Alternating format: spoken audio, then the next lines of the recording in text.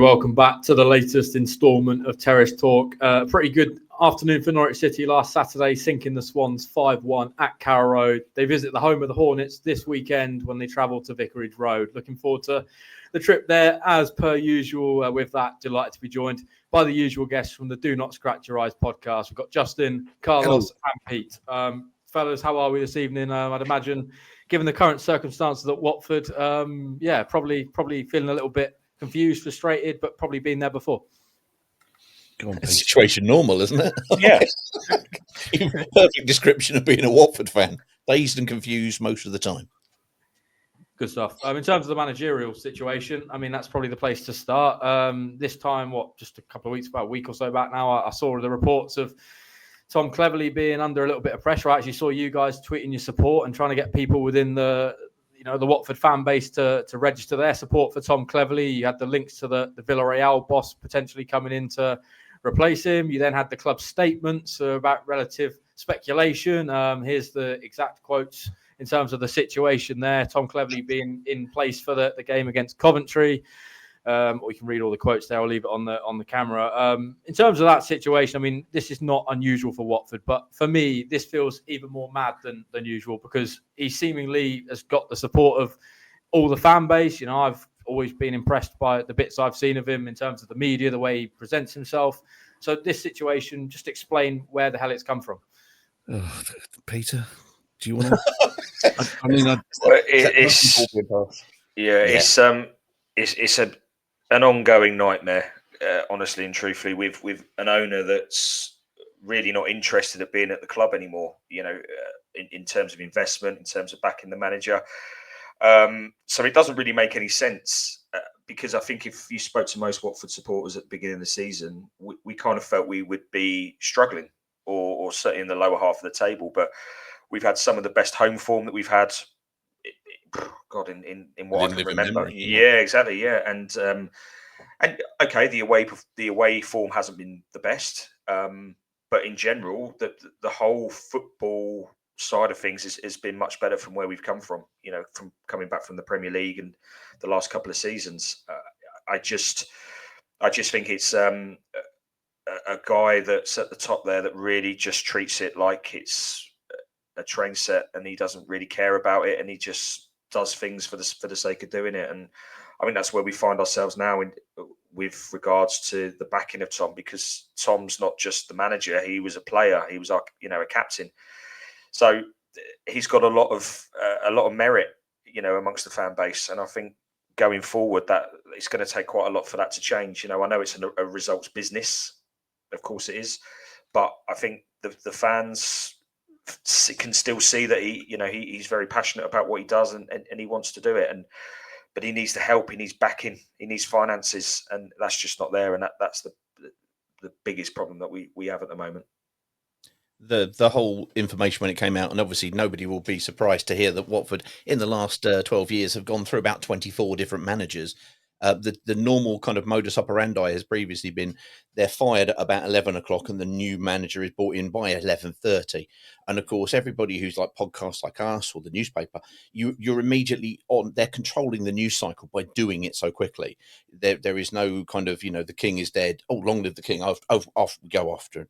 In this instance, because of connections that we had, that we heard from a whole host of people, and we confirmed it, and then we got out that and said, look, this is an opportunity. Maybe if we're finding out 5 or 6 or 7 days in advance that the manager is possibly going to get go, if we'd have known that previously, what would we do? So we asked the fans who wanted to make that statement, if they did, to send it into the email box of the club and with a kind of a support or a back Tom as a motto. And it was over 1,000 went in very, very quickly.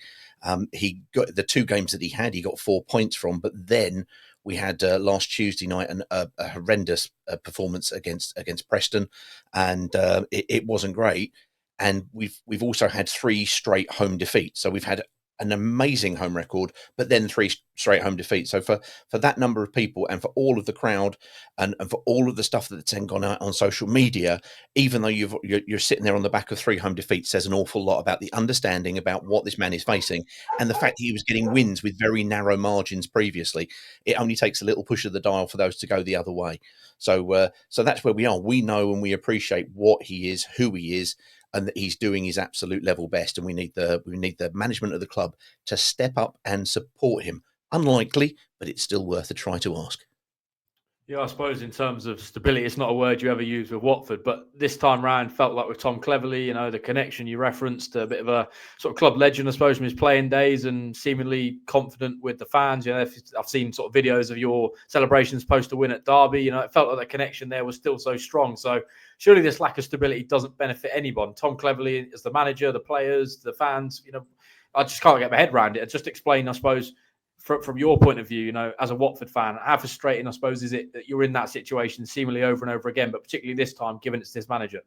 Well, I think you're right. It is over and over again. And don't get me wrong, there have been some managers or head coaches, should I say, that I can't wait to see the back of. Hello, Roy Hodgson, if you're listening. So, I mean, sometimes there are managers that you think, time's up. But you have to, at some point, think we need to back someone. And Tom he is one of our own. He's played for Watford more than any other club. He's been at Watford for 2 periods. He got injured and finished his career at Watford, went into coaching at Watford, and now he's the head coach. And at some point, you have to go, look, this hiring and firing of managers doesn't seem to be changing the way that we're going. It seems to be either keeping us in a holding pattern or making us worse. What isn't going well? Well, the recruitment's not going well. You can have the best manager in the world. You can have Pep Guardiola in there. You have those players. He's not going to do anything with them. So you need to back him, not just by giving him time, but by giving him the players that he needs and by supporting him. And this just undermines him, in my opinion. These rumours, it can't have helped him at all hearing all this. So let's just stay with him and see what happens. But if you go through the socials this morning, I was going through our socials, there was people saying, well, I was half expecting him to be gone this morning after the Coventry match. That's the kind of instability you're instilling in the fans. It's just not great. So I think the responses also from the club over the last 2 weeks, because other people have kind of started to pick it up. We picked it up 2 weeks ago with the initial stuff. Then the stuff last Thursday kind of came out about the Spanish guy Pacheta who was linked to us. And other people came out, and the local paper asked them for comment, and the response was no comment. And then a day later, it was no, he will be in charge for the trip to Coventry, which is a very damningly limited statement for your currently contracted manager. And then on the morning of yesterday, they put up that bit that you mentioned there, which is to paraphrase Blackadder, is the biggest lie since the vows of fidelity entered the French marriage contract. When have you ever known your manager to confirm the long-term support of the manager at their 3rd attempt on the morning of the game? And the answer is they're trying to avoid having a protest made. We are very much hoping that this will actually be some form of genuine response. It says in there, he has our full support. Well, that was issued on the 25th of January. We have had nothing in the January transfer window, despite there being an absolute need on a wafer-thin squad, which is injury-raddled. And we're not asking for a lot. But it's not happening. Meanwhile, our sister club Udinese have made a number of very impressive signings during the January transfer window. We have a group technical director who looks over both clubs, but one doesn't seem to be getting absolutely anything, and the manager doesn't seem to be getting supported in any way, shape, or form. It sort of writes itself. There's the frustration. Yeah, I suppose in terms of the ownership, is there any sort of planned process? Has there been any sort of noise, I suppose, from the fan base in terms of them? I mean, Norwich fans have kind of been in this boat in a different way in terms of Delia and Michael. Always had a lot of appreciation for the work they've done, but maybe the difficulties have come in terms of the financial power. That's kind of seen them change in a slightly different direction. But we've never been in the boat where there's a lack of stability in the sort of, I suppose, situations you constantly get put in by the ownership. So I suppose living through that as Watford fans, what's that like? And I suppose, is that noise going to grow around them and trying to get them out of this football club, or does it feel like they're not going to move? Well, I mean, but the thing is that I think he's had enough of the football club. It's just and I think he's trying to sell it as well. I mean, there's been noises about other people coming in, but I think he's massively overvalued the club, and what he wants for it, he'll never get. So I just think he's bored of Watford now. In terms of protests, I mean, things get mentioned, ideas get mooted. I don't think we're quite at the. I think it's been quelled a lot by the statement that came out on Saturday. I think that may have quelled some protests. But having said that, I did see a lot of Potso out banners at Coventry in the home end. Yeah, you won't see them at Vicarage Road because first of all, you have to get an application to take a banner in. Then they want to know what's written on it. They want to see the fireproofing certificate. It must be no bigger than 1 by 2 meters. You get the idea. Yeah, but basically watch this space because we want to do something for the Norwich game. So any Norwich fans who just want to, help a fellow club in need, do join in when you see it. You'll know when you see it if it happens. I don't think we're dissimilar in terms of fan bases. I think we've got a lot of people who will very placidly and happily watch games, and most people are. Most people will. But the thing and the lesson from getting the emails into the club, kind of getting in there and getting 1,000 emails over a couple of days, it creates something. But it was about supporting the manager. I think what we need to do now is basically, without being too cryptic, is to basically say, do something that again is supportive of the manager, but shines a light on the board. That's what we need to do. We need to keep the spotlight on them. Yeah, I think you're right in terms of the fan base. There's certainly two clubs that have got loyal fans that will, follow their team up and down the country, probably relative to the location, the kind of connection, the feeling towards the football club, very much in the same boat. I get the feeling sort of from the comments you've made that the January transfer window has been a pretty quiet one for Watford. And I've seen a few links maybe to former players that I know Justin's not a massive fan of it in Emmanuel Dennis. Are you expecting that to change, I suppose, there to be any business inwards or outwards between now and the end of the window? I hope he doesn't turn up, that's for sure. Yeah, they honestly and truthfully, with the transfer window, it comes down to finances for us, and there isn't any. As we've already explained, but hopefully there's going to be some movement. I think if there is any, it will probably be with the parent club, i.e. players that can't get into that side coming over. But it's not really what we need. It's I said before we started losing at home, if the owners are really serious about us pushing for the playoffs in the position we were, you've got to make signings in January. The squad is so thin now, and it's even worse with the injuries that we had. The goalkeeping situation. Somewhere that you really do need to be strong, and we're not. It's a shambles, quite honestly. What's happened?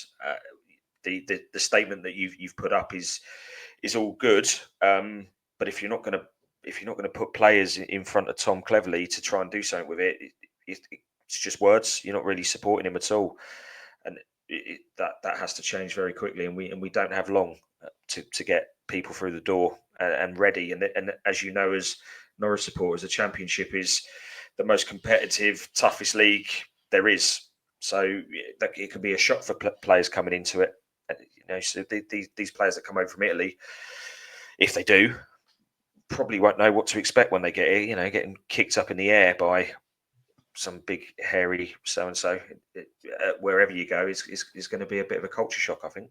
Yeah, we've had one import in, a lad called James Abankwa. He was playing at St Patrick's in Ireland. Udinese took him. They put him on loan to Charlton. Last season, he got about 4 games, about 250 minutes. And so we were all going, oh my God, it's amazing how we have this global scouting network, but they all seem to be sitting in a broom cupboard in Udinese. So he came across, had an absolute brilliant first 60 minutes of a game against Derby, and then got taken off because he hadn't played. Looked a lot more tired the following Tuesday night against Preston, but he wasn't alone in that. But other than that's literally all we have had. The chaos at Watford and why I think we kind of, a lot of people look at it and go, well, look where you are and you're doing well. Why are you moaning? So, for example, we talked to you earlier on about loans going on. We had our 5 loans in, and one of them, Daniel Jefferson, had to go off back to Bournemouth, and then we brought in young James Abankwa. And suddenly we also heard that one of our other loans who'd come in, who hadn't played a single minute of league football, a gentleman called Tikvich, who was a a genuinely dreadful centre back at this current time, may develop into something, but we got him on loan, or so we were told. He's now gone off on loan to somewhere in Austria, Grazia in Austria. And when that came out, they revealed that he initially came to us on loan, but actually was signed in August. And everyone went, what? Who? When? Why? There is this level of a kind of just of being deliberately opaque and just trying to make sure nothing is transparent and nothing is explained and why. And as to my understanding of events, that's within the club. That's not the communications team not telling us anybody. That's people within the club not telling other people within the club that the guy wasn't there. So we had a fifth loan spot that we could have bought somebody in for, but nobody in the club knew. I mean, yeah, it's an absolute nonsense, and it needs sorting out from from that particular point.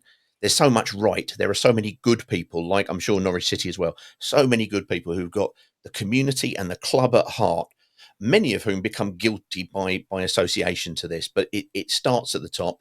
We've got a manager who is basically 98% leech in DNA form, who is attached to the club, and basically he's got his mitts in there and is siphoning what he can out of it in every deal, even though he's not connected to them. He's representing the clubs on our side and on their side, and he's milking it whilst he can before the club is sold. And his name is Moji Bayat. Yeah, a lot of turbulence going on there, as per usual, I suppose, with Watford. But in terms of on the pitch, as you referenced, and we spoke on your channel, feels like Norwich and Watford have had pretty similar seasons, lots of high points, lots of low points. Currently on a pretty bad run. I think it's 1 win in your last 8, 6 defeats within that run. Of course, in all competitions, one of those was in the FA Cup. What's it? Have you got any concerns, I suppose, over the recent form? A bit of a sort of drastic downturn, but it feels like your home form generally, certainly prior to this point, was pretty strong, similarly to us. So, as the season more generally, sort of how do you sort of view it and review it to this point? The injuries in midfield mean that we are forced to play Musa Sissoko. If you're looking for midfield reinforcement, I can play Pete. Basically, yeah. In fairness, it would take a long while for midfielders to run around me. But other than that, I'll probably be better. No, he's just pointless. He's trying to get the manager sacked. I cannot stand him. If I see him wearing the Watford colours on Saturday, I'll be booing him. And I never boo anybody, but I'll make an exception for him. Yeah, but the form. You're right. It was. I mean, the home form was pretty spectacular. And then along come the sort of congested Christmas fixtures, and that disappeared. We've got some key injuries is the thing. Kwadwo Bar was started the season. People were saying, "No, we forgot about him." We sort of remember having someone called Kwadwo Bar because he'd been out on loan in various places. Immediate impact was, tearing down the wing, crossing balls in, scoring goals. And we thought, oh, hello, we got one here. Georgie checked for Dadzi as well. I mean, he can run with the ball and he can beat players, and he's pretty handy, but he hasn't got that final sort of ball in for someone to knock in or to shoot himself. So sorry, back to injuries. Yeah, Barr's injured. Backman, goalkeeper, our first choice goalkeeper's injured. That looks like that might be quite long term. So we've got Jonathan Bond in goal, who was always brought in as a backup to Daniel Backman. I don't think he's done a lot wrong, but he doesn't look as sure-footed in goal, which is he's bad. injured. He's injured. He can't. He's injured. He can't kick. But I also think his shot stopping isn't quite as doesn't look quite as sharp, maybe, as Backman. So does that mean we're going to be playing Miles then? No, he's been injured for the last 4 games, but they won't play Miles Roberts because they want to put him out on loan somewhere in Scotland. But because the manager, he wasn't supporting the manager, he put a stop on the goalkeeper move that was going to be coming in, and that presumably would have happened after his new arrival would have come in, and then he might have supported him. It's all very complicated and nothing that Norwich fans need to worry about. So we'll stop there. Is that your alarm, Peter? Is that you're supposed to be waking up now? That is no. That basically says that I need to go and basically sort out my airing cupboard because it's a long story. Okay, airing cupboard alarms. Excellent. That is the most boring story I've ever heard in my life. I know. So yes, that we probably are missing some key players, is what I'm trying to say, and the ones that we've got in their place aren't as good. And yeah, I mean, we've got one striker that's registered to us permanently, which is Mamadou Doumbia. That's it, unless I'm wrong. And the other one that we've got, Vacuum Bio, just shivering to mention his name. On paper, you look at the goals he scored this season, you go, well, why are you complaining? He scored 10 goals. 4 of those were in one match. The others have been spread out across the season. And the eye test on him is this man is stealing a living, in my opinion. I'm really not a fan of his. So, we desperately need a striker. Now, please, Mr. Pozzo. But yeah, our form, it was never going to always, be able to be unbeaten at home forever. But it was nice while it lasted, definitely. Yeah, I suppose with the situation you've mapped out there, I probably know the answer to this already. Do you feel that Watford have got enough to try and push for those top 6 places between now and the end of the season? I mean, 3 points off, at the time of recording, I think. So it's probably possible, but it feels like certainly with the answers you've given there that it's probably not going to happen. We're trying not to be depressing. I know it's come across that way. Look, I know it's going full circle again, but I really do think it comes down to who comes in January. If anybody, I think if we stay as we are, the wheels are kind of falling off bit by bit. And it's a results business, and it does make you think that, will the owner kind of look at the results a bit further down the line if they don't improve and then get rid of Tom. Look, I think at the beginning of the season, I would have been quite happy with a mid-table finish based on the finances, where we are, what's happening, the ownership. So, if that's where we finish, that's where we finish. But I can't see us really. I think there's too many half-decent teams around us now. And I know I use you guys as that as well, that will probably get there before us. It's a shame because we had such a good start, first half of the season. But it is what it is, as they say. That's football. Yeah, our top forward has 10 goals, but he's only scored in 6 games because he got 4 against Sheffield Wednesday when stars, the moon, everything aligned. And he managed to put 4 in. He got 2 in another game where I think he had an out of body experience and thought he was a good player and scored. But that basically means he has gone for 22 games without scoring, and he is our best forward. And he is not because he has had chances. Chakfadadze has had the biggest number of chances created, but what we've got is somebody who, his boots are sponsored by Toblerone. Yeah, it doesn't sound like the best situation to be in. I suppose we saw a little bit of that maybe in the reverse fixture. Norwich winning 4-1 at Carrow Road earlier in the season. A bit of a strange game. All being told, the line. Yeah, I remember that. It was indeed. Any sort of, I suppose, evoking memories of that particular occasion? I imagine you're not going to want to revel in it too much, but in terms of the performance that day and the way that game unfolded, can you see sort of any similarities, I suppose, heading into this game? Was that the one where Backman went off injured because he had a bit of a nightmare? Yeah, he did have a nightmare that day. Yeah, look, I think that, and that's what I just said about there's certain teams in this league, you've just got a little bit more class. And on that day, I think Norwich, they had that instinct of killing the team off, and that's something we struggle with. The 1-0 is great if we get it. The 2-0 is good, but at 2-0, we are one of those teams that really doesn't look comfortable. And we look like we can throw a decent lead away. And there's games where we've, the Sheffield Wednesday game that we talk about there. There's periods of that game we could have thrown that away on a different day. The Derby result we had recently was probably a fortunate result. They hit the bar twice and they had a couple of decent chances. So, yeah, it really comes down to there's just certain teams in that top 10 that have just got that killer instinct, and we just haven't got the goals in us. And that's the problem that we have. I think we would also hope, and don't get us wrong, Tom Cleverley has not done everything right, and no more so than at Carrow Road. As I said, Kenny McLean. I mean, the last time I saw somebody having so much freedom in Norwich, they were driving sheep across the bridge. I mean, he was the idea of. I know he's got 2 of his 3 assists against us. I imagine the rest of the league has put somebody on him to make sure he doesn't just ping it, because he's got a decent left foot, and Signs can run and put the 2 together. Blooming heck, yeah, great idea. We also have Porteous who would push up front and basically give again, Porteous, no, you run in behind, mate. And it was we just killed ourselves. No disrespect. You had to play the team you played, and we were all over the shop, and you exploited it beautifully.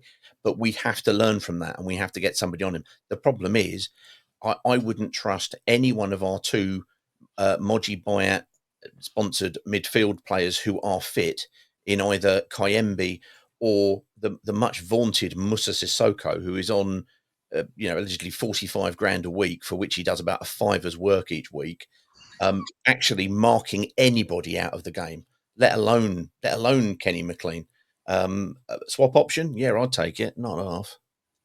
Yeah, before I get your guys' predictions, just intrigued to kind of get your take on Norwich's season so far from afar. I mean, obviously, you're probably not going to be happy with me telling you that Josh Sargent is back amongst the goals and returning. And I think I actually looked back today, and I think the most goals he's ever scored in his career against a team, you can probably know the answer already, will be Watford, 4 goals in 6 games. I mean, that probably doesn't bode you with too much confidence heading into this one.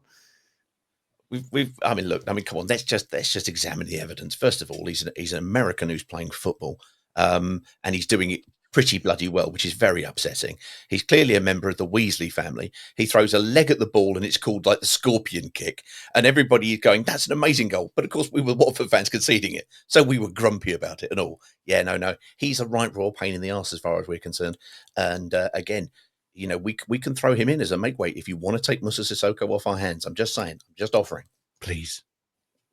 No, I think we'll give that a miss. Yeah, we're in terms of this. Hey, listen, international, glorious career. Newcastle. Yeah. Doesn't quite fit our strategy, I don't think, anymore in terms of the age profile. So, I'm not sure he'll be one on a list at Colney for Norwich to sign this window.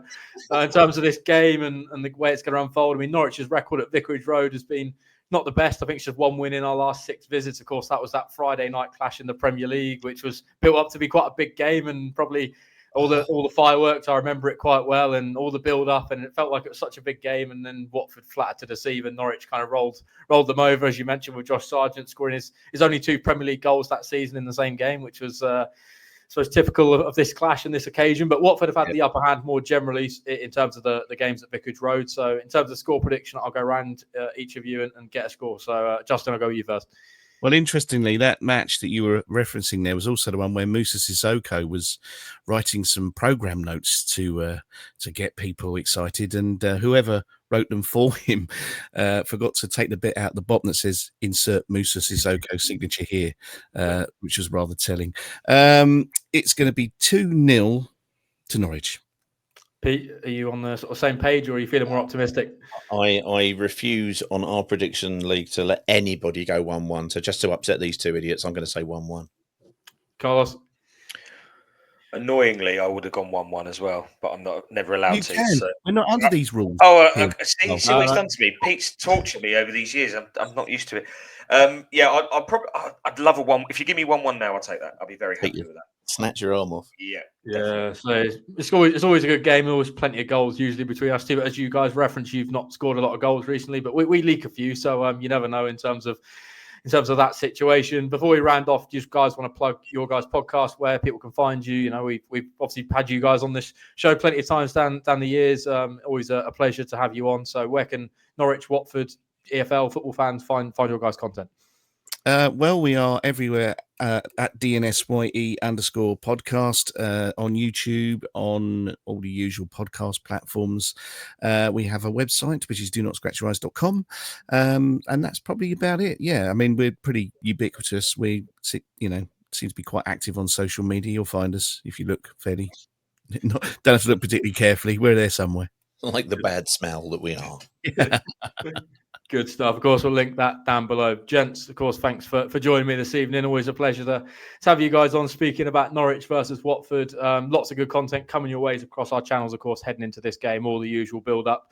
Before we head to Vicarage Road, of course, I'll have everything covered on that game day as well, all your usual stuff. So well worth keeping it locked to the Pinken channels. Of course, we might even have a new Watford manager by that point, so we'll have to see by the time we get to Saturday. So thanks for joining us this evening, and we'll see you in the next one.